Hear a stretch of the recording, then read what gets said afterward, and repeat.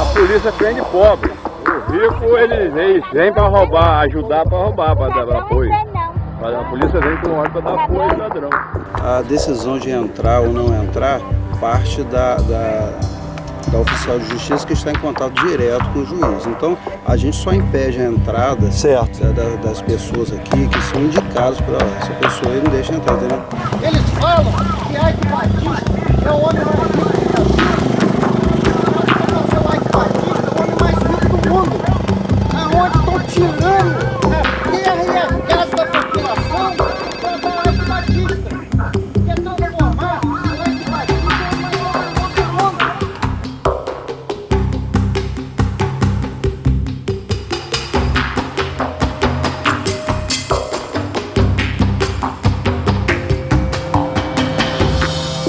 Eu nem imaginava que era o início de um calvário mesmo, que eu estava entrando.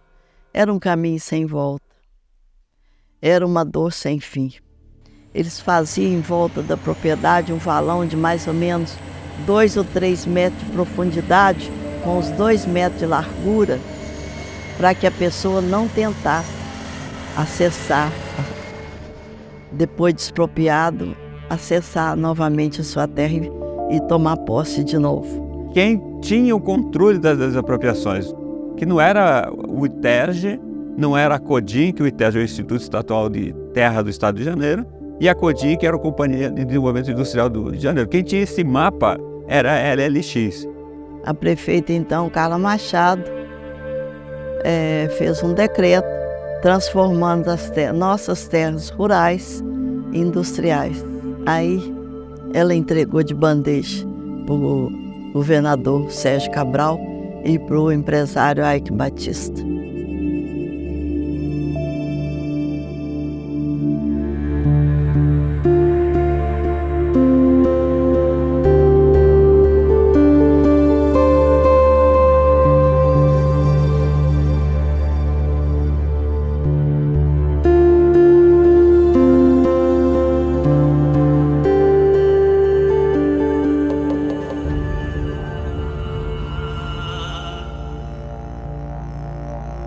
Nós estamos falando de uma expropriação de terras que atinge mais de 70 quilômetros quadrados de terra, só na retirada das famílias camponesas. Aí vem o cara dizer assim, eu vou arrancar, acabar e dar você quanto for, que nem sabe quanto é.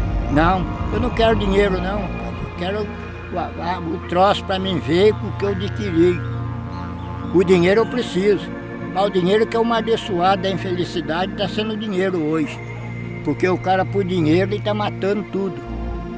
As condições de trabalho para esses trabalhadores, elas cada vez são mais precarizadas, né? E com isso o capital consegue a sua superacumulação.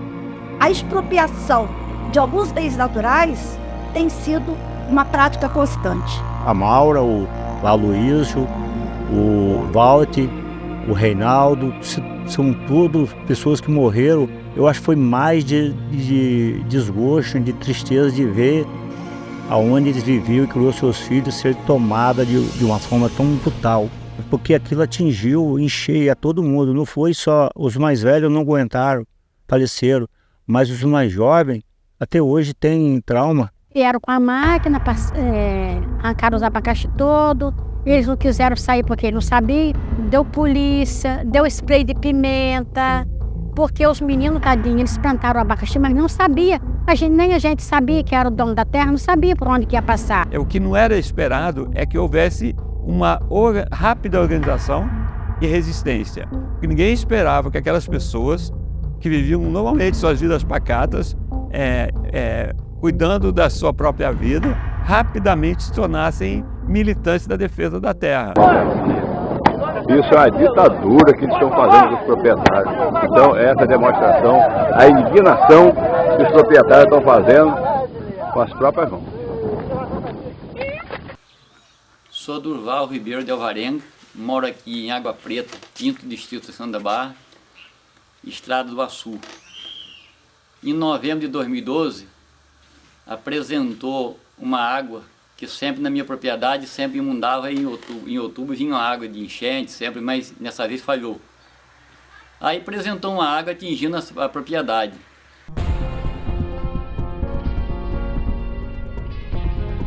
As pessoas, quando defendem o Porto do Açu, quando defendem esse modus operandi do Porto, ela realmente tem consciência, tem informação suficiente dos males, né? Ou seja, dos impactos que esse porto vem causando. Não só do ponto de vista ambiental, mas da redução da produção de alimentos. Se mexeu muito, né, no ambiente local, abrindo canais, drenando. Causou poluição por ferro em Lagoas. O ferro muito fino, mas ninguém teve coragem de fazer a análise de água para mostrar que o percentual de ferro dissolvido estava 1000 vezes acima do permitido. Aquela areia que saía, estrategicamente foi usada para nos atingir, né? Você teve que tirar a areia do mar e colocar no continente. Então, eles fizeram pelo menos 2 grandes pacotes. De repente, as plantações começaram a minguar, a não crescer. A perda foi muito grande de abacaxi, de aipim, tudo que estava plantado, né? Foi comprovado que foi essa colocação dessa areia que salinizou as águas. Mesmo assim, até hoje, ninguém recebeu a indenização. Ele estava bombeando a areia de lá do mar para aqui, para aterro aqui na propriedade da fazenda ali, onde eles compraram de Ari Peçanha. E aí a tubulação estava bombeando essa areia para cá. A areia estava molhada. Eles sabiam que por ação gravitacional a água escorreria. Então foram feitas estruturas, canais adjacentes aos pacotes e um sistema de bombeamento para jogar para um canal que iria para o mar. O que falhou? Subestimaram a quantidade de água que sairia dos pacotes e aí sobrecarregou o sistema de bombas e entra para dentro das áreas do continente. Em vez de ir para o mar, veio para o interior. Estou vendo o gado sempre rompendo, vinha de lá da beira do rio para cá, rompia no tanque, não bebia água, vinha para perto de mim onde eu estava irrigando em outro poço. Eu digo, não pode esse gado não beber água ali naquele poço. E também os peixes que tinha morreu tudo, o sal matou tudo. Atingiu os tanques, perdi a lavoura de abacaxi, e engiou todas as frutas, que eu não sabia que o sal é um veneno tão brabo. Teve um pessoal que veio e fez o análise. Eles falaram, não liga mais não, que você mata tudo. Nós coletamos água lá dentro e a água que estava ali nas imediações estava com a mesma ou uma condutividade próxima da água do mar. Ou seja, salinizou. Veio água praticamente pura do mar. E eu tenho certeza que se um dia os agricultores conseguissem pegar suas terras de volta, eles encontrariam áreas que estão inviáveis para as suas atividades agrícolas. A situação da Praia do Açu aí. Olha aí. Cadê o político para interessar? Impacto ambiental aí, esse impacto foi causado pelo porto. Está destruindo, acabando a nossa praia aqui, ó. Eles estão querendo que a praia acaba, eu acho que o povo vai embora. Para eles tomar conta do restante daqui, restou aqui no quintal do porto. Que aqui não é, eu só tenho o nome, Porto do Açu. Isso aqui é o quintal do porto.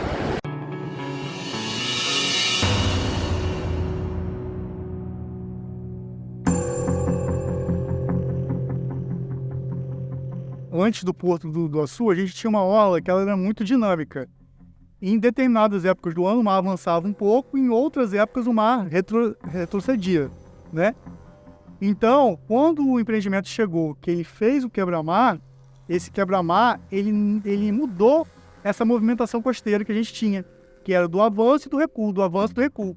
A partir do momento que o quebra-mar começou a ser feito, no Terminal 2 aqui, esse movimento de ida e volta da areia foi parado. Tanto que hoje, se vocês olharem, a gente tem um acúmulo de areia muito forte junto ao quebra-mar, porque essa areia só vai e ela não volta mais.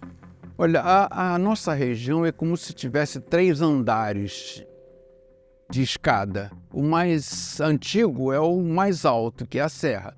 Do meio, o andar do meio é uma região intermediária que a gente chama de tabuleiros. E o andar mais baixo é novo, é formado por uma planície aluvial sobre a qual nós estamos, em Campos aqui, e a Restinga, onde se instalou o porto. Então essa região é curiosa e é singular em relação às que estão do lado dela, porque ela é a única que não tem pedra natural. Quer dizer, é toda uma planície formada em cima do mar. Um porto, para se estabelecer, ele precisa do que chamamos de abrigo portuário. O abrigo portuário ele é dado por grandes estruturas como moles, quebra-mares e espigões, dentre outras grandes estruturas de engenharia, que visam fixar o canal de acesso das embarcações ao continente. É a natureza de ser de um porto. Essas estruturas, que a gente chama de estruturas portuárias, elas promovem impactos diretos e imediatos na faixa litorânea do entorno. Quem chega ali ganhando altos cargos, ganhando benefícios, não é a comunidade de antigos moradores que estava ali. Então, eu acho que a percepção que eu tenho é que faltou esse interesse, essa escuta, esse respeito e essa valorização das comunidades que vivem nos territórios. As pessoas chegam, de fato, querendo explorar. Em caso de a erosão ocorresse, eles iam fazer a reposição da areia. E a gente ainda perguntou por quanto tempo seria feito isso. Ao passar do tempo aconteceu a erosão, a gente verificou que eles não estavam nem fazendo monitoramento e nem iam fazer as medidas de mitigação. Então, faz-se necessárias medidas de mitigação desses impactos, né? Medidas que possam conter o avanço do mar nesses eventos de inundação marinha ou nesses eventos com ressacas mais fortes. É que houve pouco interesse, pouca perspectiva assim, de tentar entender os impactos que o Açu teria na comunidade antes dessa implementação. Porque se tiveram estudos, não dá para entender como é que os impactos foram desse jeito. Muita gente com medo tanto de represálias por parte do empreendimento, que tinha um filho trabalhando já na parte de construção civil, né? Outros que tinham medo de perder a casa. Tinha muito terror, foi muito terrorismo, porque eles fizeram quebra-mar de 1,5 km para dentro do mar, sem levar em consideração toda a área no entorno. A gente fica hoje com a praia, com as casas da beira-mar totalmente abandonadas, como essa daqui, que não tem como um morador fazer um investimento em um lugar que pode amanhã ou depois não vai chegar aqui. Então, em primeiro lugar, é uma costa muito nova. Segundo, é uma costa muito frágil. Terceiro, é uma costa rasa. Quarto, é uma costa que está em constante movimento. Os processos erosivos são muito fortes, muito vento, muita salinidade. E exatamente num lugar impróprio como esse é que o porto decidiu se instalar. Não houve uma preocupação, não houve um respeito de incorporar a vida dessas pessoas para essa grande obra. A comunidade fica, na verdade, com o resto, com o que sobra, com o que já não tem mais uso. Se você vai lá, você fica impressionado como as condições no entorno daquele empreendimento são tão precárias para as pessoas que estão lá vivendo. E que pioraram, se perguntar para qualquer morador daquelas localidades todas, vão falar, minha vida piorou com o porto.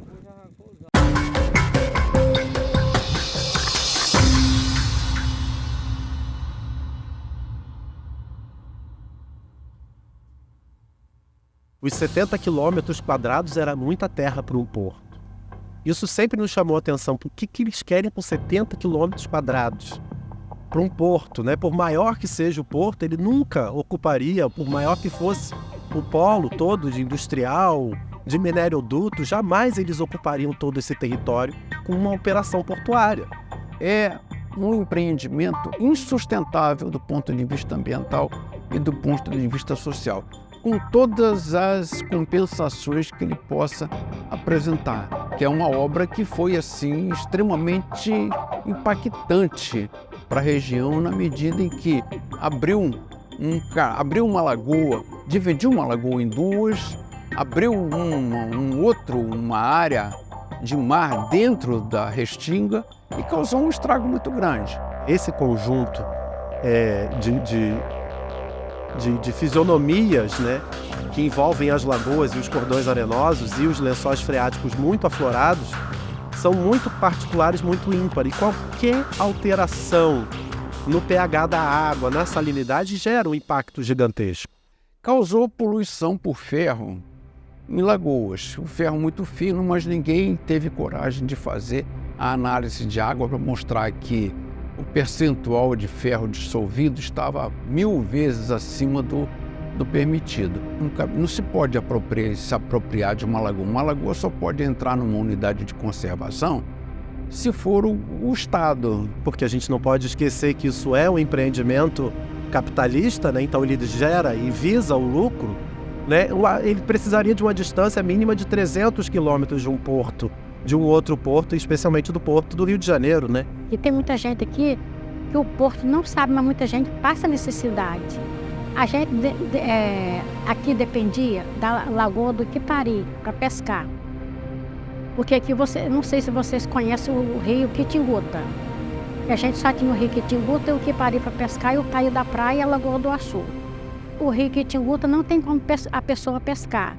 O Taio da Praia também não tem todo tipo de peixe. E a Lagoa do Iquipari, eles fecharam a entrada do Caruara. Fecharam várias entradas. Tinha do Sacudanta, eles fecharam. E fechou a do Caruara, que era a principal. Então, depois que fechou o caminho do Caruara, muita gente aqui, muita gente mesmo está sobrevivendo, não sei de quê. Porque não tem como sobreviver assim. Né? O que a gente não enxerga, que sai naquelas torres maior, a gente fica olhando para lá e não vê nada, na maioria das vezes. A gente olha para essas torres e não tem absolutamente nada aparentemente saindo. É o que nós vamos, quando usamos essas câmeras especiais, enxergar, que são os distintos gases que estão poluindo o nosso ar, né? E aí, essas câmeras que são utilizadas que na indústria eles usam para verificar onde tem vazamento, né? Quando a gente aponta para as chaminés, a gente vê onde está a maior concentração de escape desses gases, né? Então, o que a gente vê hoje no processo? O aumento de casos de doenças respiratórias. Óbvio, quando a gente fala de gás, a gente fala de doença respiratória, porque é o nosso pulmão primeiro a receber essa contaminação e essa poluição. E esses gases, além de fazer mal para a nossa saúde, né? E isso a curto prazo são problemas respiratórios, mas a gente sabe que a longo prazo isso pode gerar câncer, né? Isso pode gerar outros problemas circulatórios, né? Problemas cardiorrespiratórios. Estamos sofrendo de racismo ambiental. E a criação de uma zona de sacrifício, né, decretada por esse governo, né, para a gente, significa a morte de muitas famílias, a morte de muitas culturas, a morte de tradições. A morte da prática de plantar na areia. É isso que eles precisam entender. A gente está morrendo, a gente não pode continuar a morrer.